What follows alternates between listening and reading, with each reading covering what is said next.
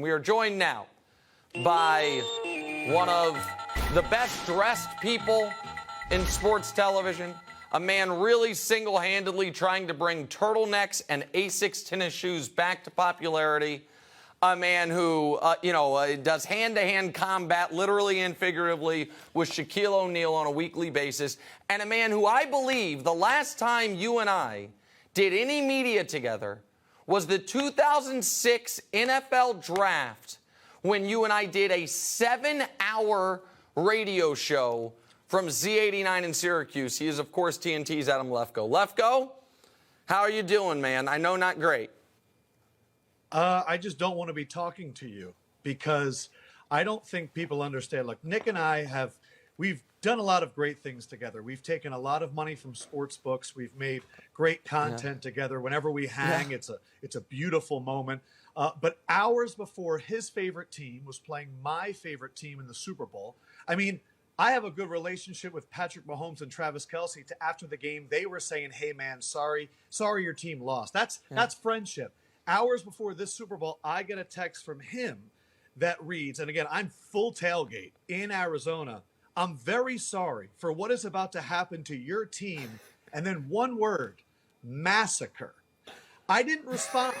I just let it hang there for weeks. And then he doesn't afterwards say, "I'm sorry," or, No. "Hey, man, it was a great game." He just sends me video of him hugging my friends, Patrick Mahomes and Travis Kelce. And he's like, "Isn't this great?" And I had to respond, "Man, I'm happy for you." And I just saved it for this moment to let you know you're a bad friend. I am a bad friend. Lefkoe was at Mahomes' wedding in Hawaii. Lefkoe was, by the way, you're going to expose me, I'm going to expose you. Lefkoe was texting Travis Kelce in the middle of the night, days before the Super Bowl, trying to mess with, as he put it to me, what did you call it? His rim patterns? His circadian rhythm. His circadian rhythm. At like 12. I was like, "Hey, man, super happy for you." Just to wake him up. Just to mess with him, wake him up. Because Lefkoe's a diehard Eagles fan.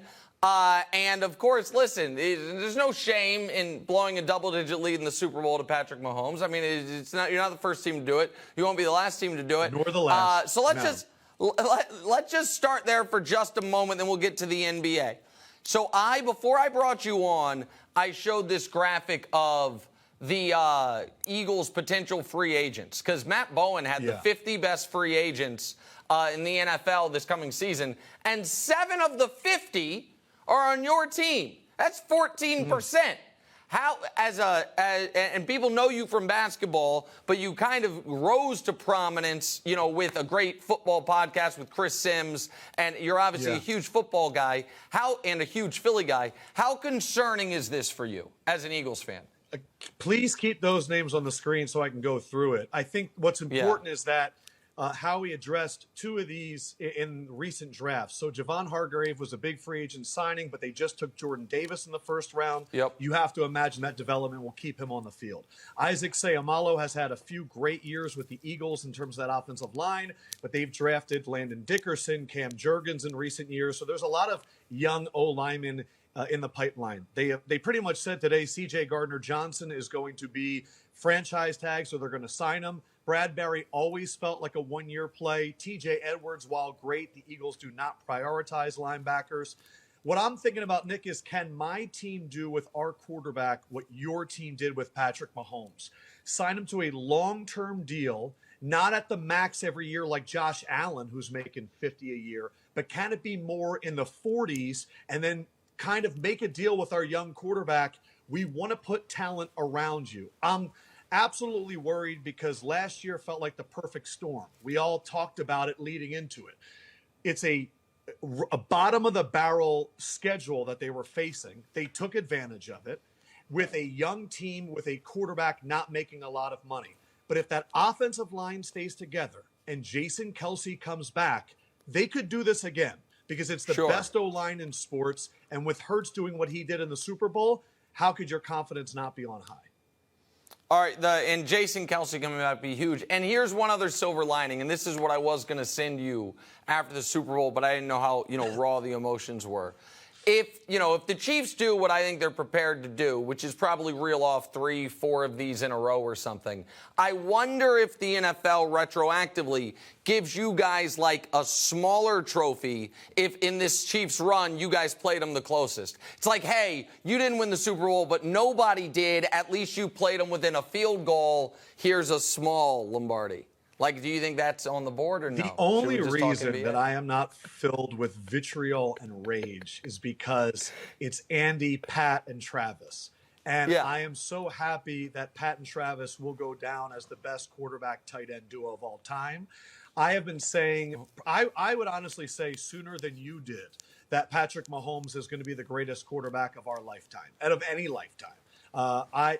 We were calling him the Brett Favre of when he was coming out of that draft from Texas Tech. So, like, the only reason I'm okay is because my love for Pat is endless.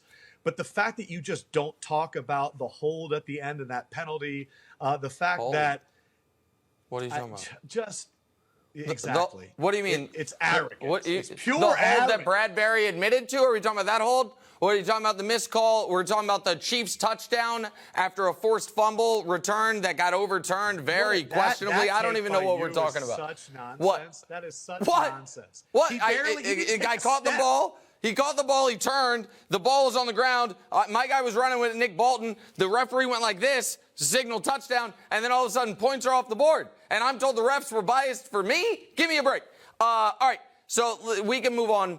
We can talk some NBA because I don't want to. This is kind of a bait and switch. I asked Lefkoe to come on here to talk All-Star and NBA stuff, and now I'm just torturing him about the Eagles. It's TNT's Adam Lefkoe. All right, let's actually stay in Philly, though.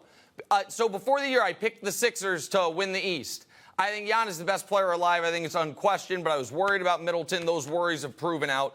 I never believed in the Nets. The Nets are now done. The Celtics... I do. Listen, Missoula's done a very good job, but I thought the loss of Udoka could hurt him. This is your team. How do you feel about this Philly team compared to let's be fair, the Philly teams of recent years that have been, disappointing come the postseason? I think this Philly team is deeper and more talented than a lot of NBA casuals realize. I also think that James Harden, for the first time as a Sixer, truly looks healthy.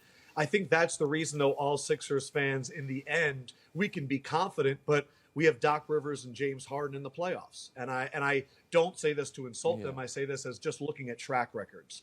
Because in a 7-game series, when it comes down to adjustments and the ability to go a full 7-game series, Giannis, Drew Holiday, and Middleton, or Tatum, Brown, and the 9 guys that they have on their bench just seemed too overwhelming. But the fact that the Nets are gone, that was my fear. Is, are they even going to get to the second round? Who are they going to face? Because the Sixers can handle the Cavaliers, and every team that happens after that, I'm truly not worried about that.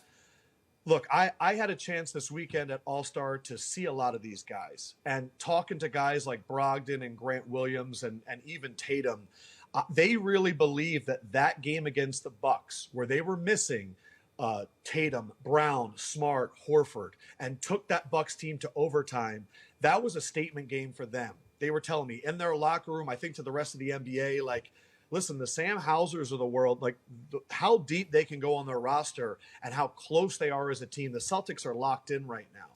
But I just don't know if the Sixers can handle a 7-game series against Giannis.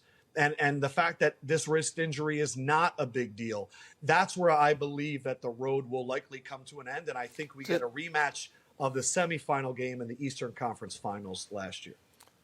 Hopefully with both teams fully healthy. I'm still, I'm still of the strong belief that if Chris Middleton's healthy, it's not just the Bucks win that series, the Bucks win the championship. I'm not trying to disrespect the Warriors, and I know that Draymond and those guys already don't like me. That's fine. But I just don't think that Warriors team had any answer for what Giannis could have done. Let's go out west for a moment. Do you look at this the way the odds makers do and seemingly the way the entire media does, which is it is Phoenix now and then everybody else, or any trepidation there? I think so, because every time I sat on the Tuesday night desk with Shaq and Candace and Jamal, and we would talk about the Western Conference, it was like a Baskin-Robbins pick your favorite flavor. Oh, I kind of like Memphis. Oh, I kind of like Denver. If Nikola Jokic performed in recent playoffs to the point where we didn't question his MVPs every year, then it would be the Denver Nuggets without question. But every playoffs, we get to a point where the other team targets him defensively, and we sit here and we go, is he just a regular season guy? I'm going to give you another anecdote because I think it's my job as a more famous media member than you. I was at a party during All-Star Weekend with Chris Paul. Yes. And I'm sitting there, we're having a great time. And he calls over KD, and we're having a drink. And you know what Chris Paul said to me on 7 different occasions? He whispered it to me, because that's the respect that we have for each other. As a prominent media member, you'll get there one day. Yeah. He would lean into me, and he would go, that's my teammate. That's my teammate. There is such a joy and such an elation right now. And I could tell from the way that other players were interacting. You know, when like they come over and they kind of push you in like almost saying, this isn't fair. That is the sense right now in the NBA. And I think the other thing is everyone is expecting a very short adjustment period because of the IQs that are on this team. It's not going to be hard for Chris Paul, Booker, and Kevin Durant to figure out where they need to be to space this out. And everyone's saying that they're not deep enough. Just look up their 2-deep depth chart, and everyone like Josh Okogie is not a scrub. You know what I mean? Like they got 3 guys. No, if they stay healthy, they got depth. They're fine. If they stay healthy, their concern is that Chris Paul is a huge injury risk 5 years ago, much less now. KD post-Achilles, it's a tragic, but has turned into an injury risk. And Booker, who's not an injury risk, was actually already hurt this year. Their concern is not depth to me, and it's about will they have enough time to kind of get everyone together. But KD can fit with everyone. All right, they said we only have time for one. Go ahead, Adam. I was just going to say, when we're getting ready for draft season, when you hear people saying that, oh, he's a good leader, it often means he doesn't have arm talent for a quarterback. When the only issue with a team is injuries, it means they have no issues. And that's where we are with the Suns. All right, they said I only have time for one question. I'm actually going to ask you two. The first one's yes or no. Do the Lakers make the play-in? Yes, because I think they have to. All right, I agree. And then last one is this. Kyrie Irving, game 1 of next season, is wearing what uniform? I'm going to say Phoenix Suns. That's with no Phoenix intel. Suns? Yeah. I didn't even have that on the board. I thought Kyrie Irving? Wow, I thought you might say Lakers, might say Mavs, Phoenix Suns. Wow, listen, and this is a guy you got to mix it up. Wow. Chris Paul's whispering in your ear, and now you're giving his job to Kyrie Irving. No. Some friend you are. Good job. Wow, Adam Lefkoe. Not going to get invited to that party again. There's TNT's Adam Lefkoe, my dear friend. Appreciate you, brother. Love you guys. And shout out to 790 in Louisville. This is the first time they've been on since I've left. I love you. I miss you, Nick. You're the man. Hi, everybody. Thanks for watching. Subscribe here to get the latest from the show. Also, be sure to check out more of the best clips from The Herd or go watch a few segments from other shows on FS1.